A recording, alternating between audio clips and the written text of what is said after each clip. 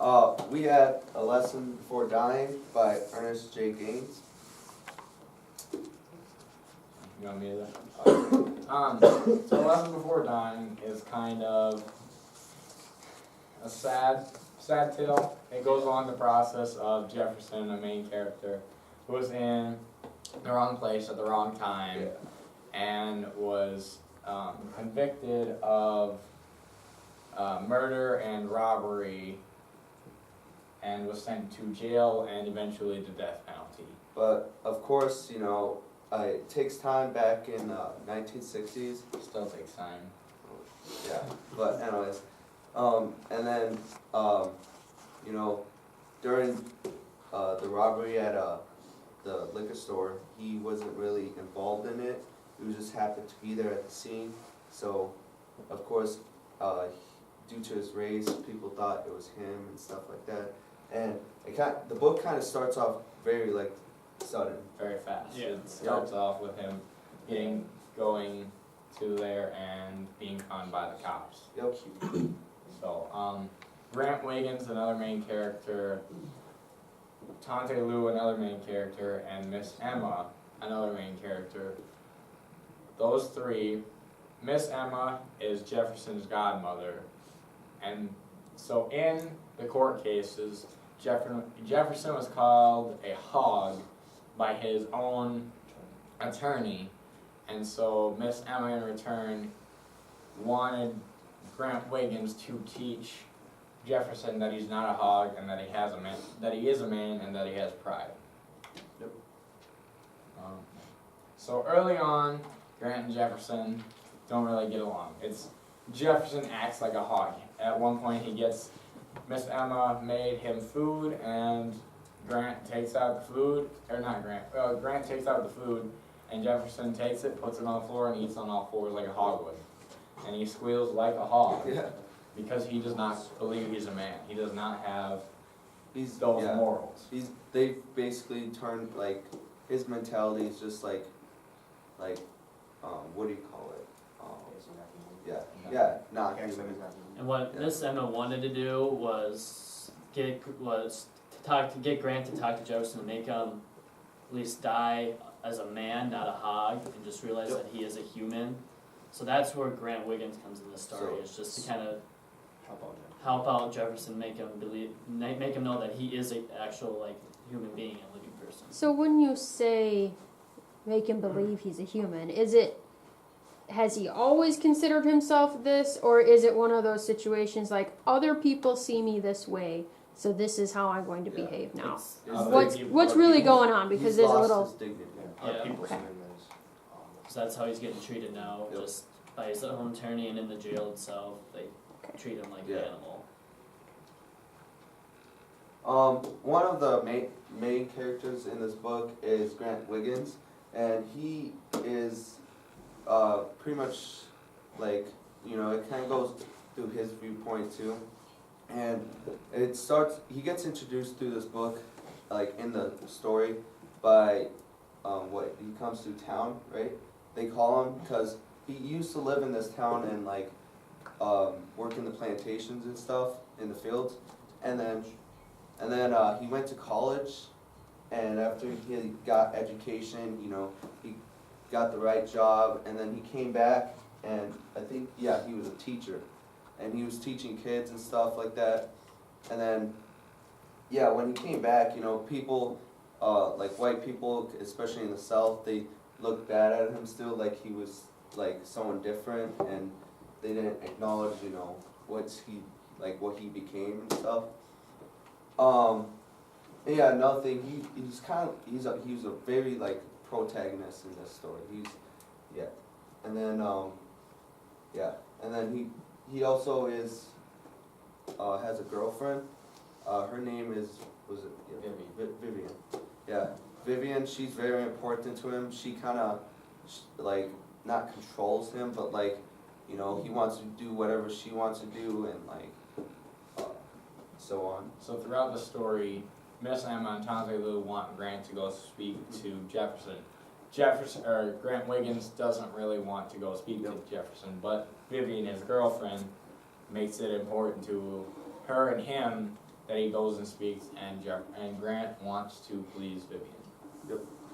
And yeah, and Vivian's just kind of there for Grant, like just kind of boost him up in that after what he sees with Jefferson. He gets kind of down from that because Vivian's kind of there to help him boost him up. So Jefferson, he's 21, he's not well educated. Grant Wiggins remembers teaching him, and Jefferson was always quiet and didn't really know a lot. Like I said, he was in the wrong place at the wrong time. When the cops showed up, he had walked into the bar, everything had gone so fast, everyone was dead by the time he could realize what had happened. So he grabbed a liquor bottle and started drinking to calm his nerves. And then the police showed up and took him in handcuffs. And it also mentions like he thought about just like taking the money and go and stuff. He did take the money Oh, he because did? he was poor. Yep. It was in the times where money was scarce, so he took the money in order to survive and just get food for him. So he did take the money. Tante Lou was Grant Wiggins' aunt, but Grant looked at Tante Lou more like a grandmother because Grant, his parents moved to California, and Grant lived with Tante Lou, and Tante Lou pretty much grew Grant up to where he is now. And Grant really does respect Tante Lou, but she definitely intimidates Grant, and she forces Grant to go talk to Jefferson because Miss Emma wants her godchild to think of a person. And she's well respected throughout the whole town. Even like when she worked on a plantation, her owners today even respect her as a person because she's just so well respected. And she's also very religious. She's a very religious person where Grant is not, so they kind of fight on that. So Grant really does respect her in a lot of ways, and she's Miss Emma's best friend. Miss Emma. She was also a very religious person. She was Jefferson's godmother who was trying to get Grant to teach Jefferson that he should be like a man, like the church said. She was Tante Lou's lifelong friend.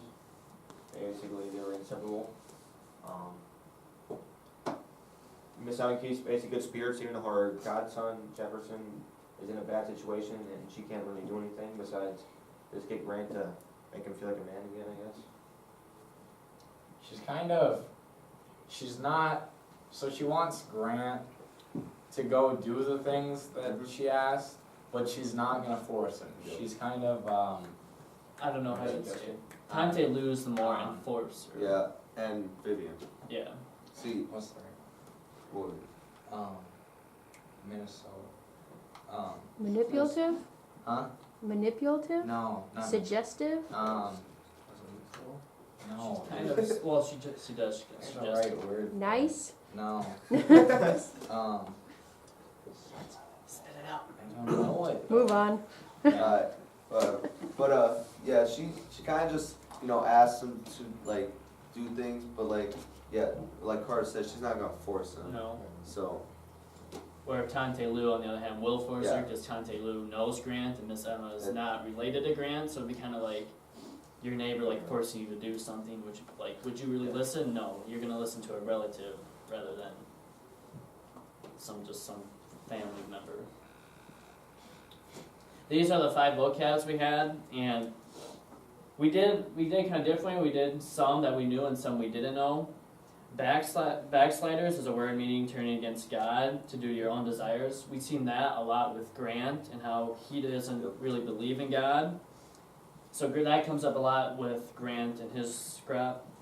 Sharecropper is a farmer who gives part of his crop for rent. They talk about this when Tante Lou and Miss Emma worked with a plantation with their owners. It didn't really come up a lot, but we put it in there. Modicum is a small amount or quantity of something that is considered valuable. This kind of comes up with just everything with what Jefferson has with like the radio, which he thinks is valuable because it kind of teaches him to become a person again. So that's where that comes up. Cynicism is a belief that someone is motivated by self-interest. This is where Tante Lou first gave this to Grant Wiggins because he didn't want to go to Jefferson. But then you see this more with Grant, after starts connecting with Jefferson, starting to grow on Jefferson, then he goes to Jefferson just on his own, and Untitled doesn't have to force him. Reread your definition for that one. Is a belief that someone is motivated by self-interest. So, can self-interest be positive? Yeah. Okay. A cynic is usually considered a negative person, looking at the less nice side of things. And then antebellum usually happens before a war and describes a plantation or other artifacts from a historical time period. We just seen this kind of when Untitled and Miss Emma talked about their days in the plantation. I also found that word for Miss Emma. Passive aggressive. Ah, That's the word I was looking for. Good job, Bernie. A few main points and questions we asked ourselves was, first, I got it. In a lesson before dying, how would you feel if you were Jefferson, knowing you were innocent, but there's no way to prove it? So in court, his prosecution,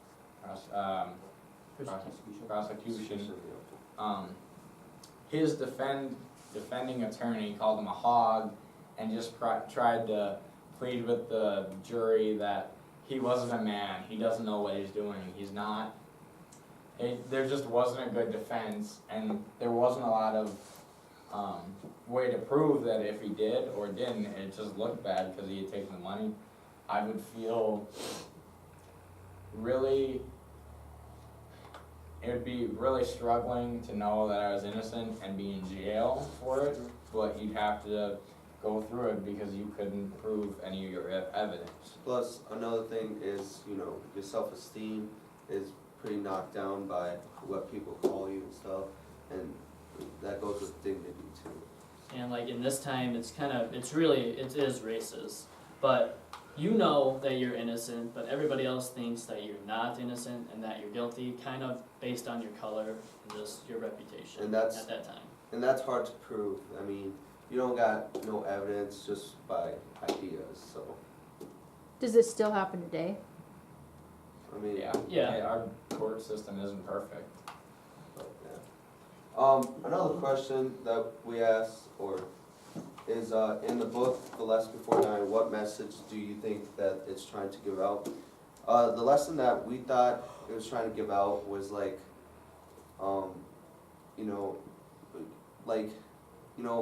don't leave out with low self-esteem, or leave out with your pride. Don't become don't lose all hope for it. Just, leave with pride, dignity, and, show what you stand for. So, another question we asked, do you want to say it? Yeah. The one I kind of really thought was, what challenge was more challenging for Grant? Was it facing Jefferson or facing himself?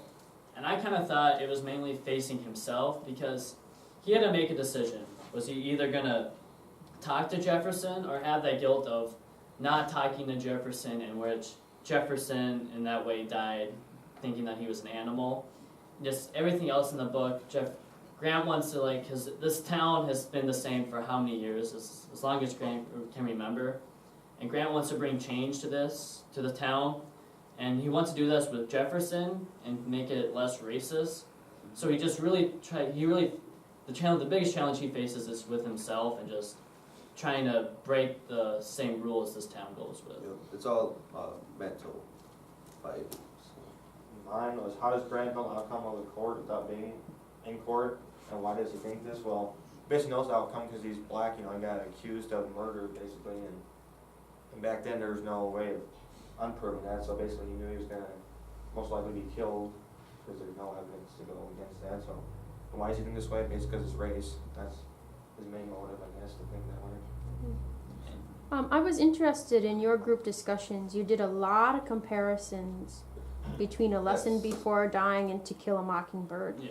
You guys want to tell the class about that a little bit? Well, we kind of, we looked at both sides, because I'm sure we've all read To Kill a Mockingbird last year, and To Kill a Mockingbird, it takes place, at the time of race, and racism was at its highest and stuff, and so basically in this book, you have your protagonist, and in To Kill Mockingbird, that is Scout. I don't know if you don't know, but that's your protagonist in there too. And here it's Grant Wiggins, so like he's the main character and it lets out his thoughts, and in Kill Mockingbird, Scout lets out her thoughts and stuff.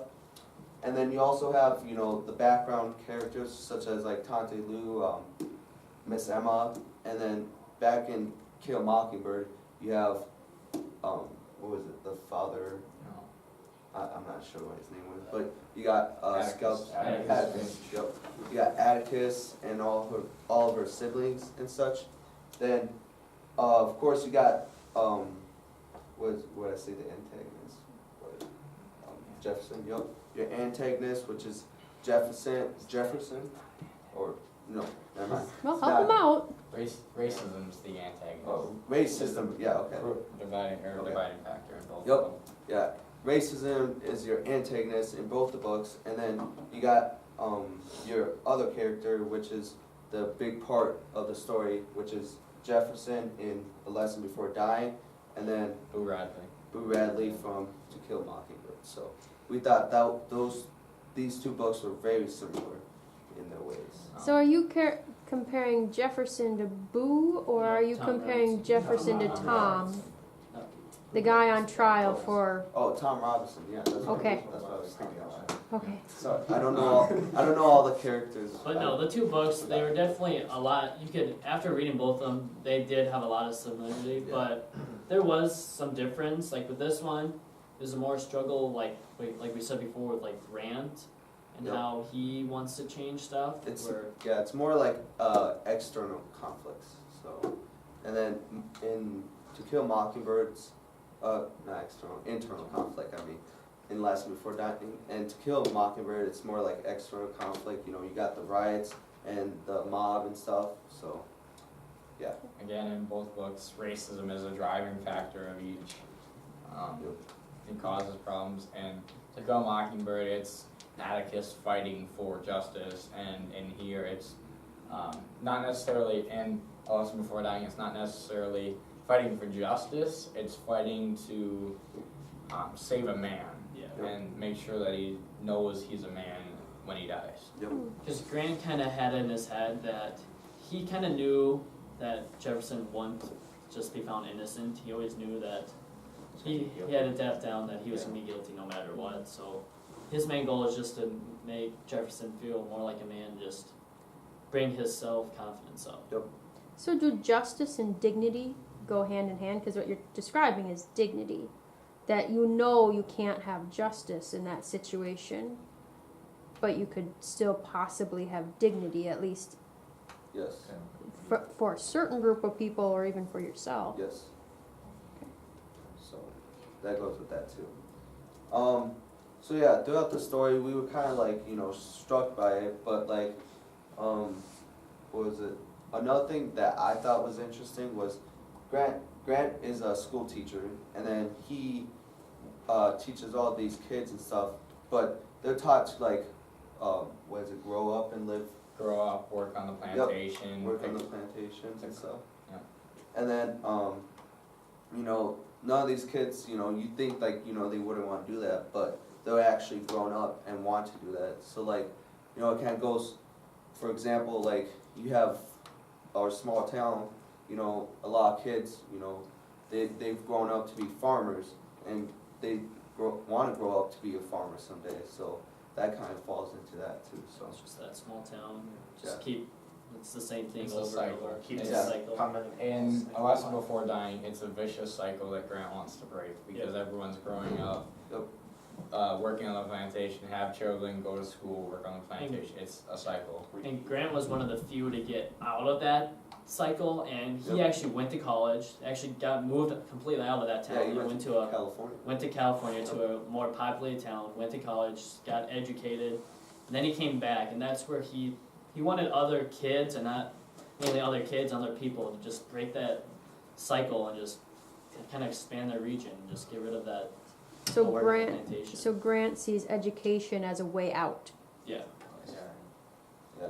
Overall, I think if you like To Kill Mockingbird, I think you would like this book. This book's really good. So I if I had to grade it, I'd say it was a pretty A, so. So review, the Irish Times, they liked it. It won the Pulitzer. This book won the Pulitzer Prizes. It's one of the greater reads of Southern writing. The Irish Times enjoyed it and thought it was really good. But the pace is sometimes slow and takes time to build, but it's worth the build and the slow times. Yeah, like it started the Started out book. fast. Yeah, this Yeah. book started out fast, but then it really hit a dull moment Then it ended for a really long fast. time, and then that's when it kind of got boring. But then it really did pick up again. It got Yeah. really interesting towards the end. Then Publisher Weekly kind of talks about the same thing as Irish Times, about just how slow paced it is and how just racism is so much, how racism can change just a regular, I don't know how you want to say it, just how it changes a town so much, especially in a small town in the southern countries at this time, how racism is a leading factor of just the court system and everything else. So it says Gaines invests the story with emotional power and universal resonance. So that means that it's something every single person can relate to if it's universal resonance. Do you agree with this review? Not everybody, it's probably a certain type of people. Explain. Well, I mean, us, I guess we aren't really put in that situation, you know? 'Cause we're- So did you still understand and enjoy the story, even if you may not have experienced racism firsthand? Yes, it's, well, even though we've not experienced it, we've still learned about it. And we've seen it so much on Yes. just the news and television. We know, like, we haven't had it personally attack us, but we know so much about it in today's time. It kind of does. We do have enough information to know, like, how much And racism it's is a kinda- factor. It's kind of like, although you don't get the feeling of it or you don't experience it, you do get the feeling of it. You see it with your eyes and you see what goes on in today's world. And, you know, this book kind of gives you an insight of what happened way back then when it was worse than that. So has this book changed your attitudes about racism in any way? I mean, what do you I think? mean, yeah, kind of, It's because basically what it was like back then, I mean. it was like So that. added understanding. It was a harsh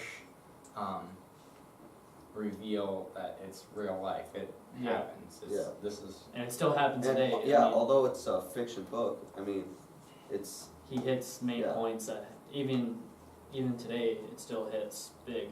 yeah. Does it read like it's fiction? I mean, no, Honestly, no, no, it it doesn't. reads like it was a court Like, case yeah. and it went through life.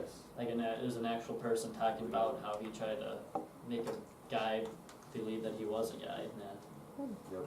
So who would you recommend read this and why? I would say probably just you could. Well, they have To Kill a Mockingbird in sophomore, so I'd say Yeah. juniors and up would be Yep. a good read. Yeah, There's some language yeah, and stuff in there. yeah, I think, yeah, if you read Kill Mockingbird first, that probably gets you more of an insight, but like, you know, if you could read this too and off the bat, it'll get your attention. Yeah, I think anybody can read it. It can be doesn't have to be boy or No. girl related. And the thing that really amazed me is, you know, I've read books before and it's never, like, I never read a book like this where it just gets your attention right away and like, yeah, just, Is this a title you all chose, or did some of you just get assigned to this I think one? I I chose chose this. that. It seemed like an interesting story. Yeah. Class, questions for this group? No, all our stuff is. Whose point of view was it from? Grant Grant Wiggins. Wiggins. And then there was one chapter where it was from Oh. Jefferson's journal. Yeah, That we was should- extremely That was, hard. yeah, extremely, that was extremely hard to read that chapter because Jefferson was not educated. Yep. And so his spelling was wrong, he had no His grammar. punctuation, That- his grammar was yeah. wrong. that falls into where this fiction books makes it really realistic too. So, later in the story, he gets a journal from, what's it, Grant, right? Yep, just to write. And then, you know, once he gets that, it shows what he writes in his diary or his journal, and that's when, you know, that's a good example of what shows like a fiction book shows what it can make it real life to you. And also, Grant also got on the radio just to like listen to people talk Yep. and that just to make him. That also caused problems because Jefferson didn't want to leave his cell just because he had the radio now, and so it caused problems with his family where they wanted to meet him in a different place in the jail, but Jefferson was told he couldn't bring his radio along, and so then Grant fought against Tante Lou, Miss Emma, and then later a character you'll learn about is Reverend Ambrose. That was a whole fight that Grant had brought what they called a sin box to the church instead of giving him a Bible or something else to read. So yep, that is A Lesson Before Time by Ernest J.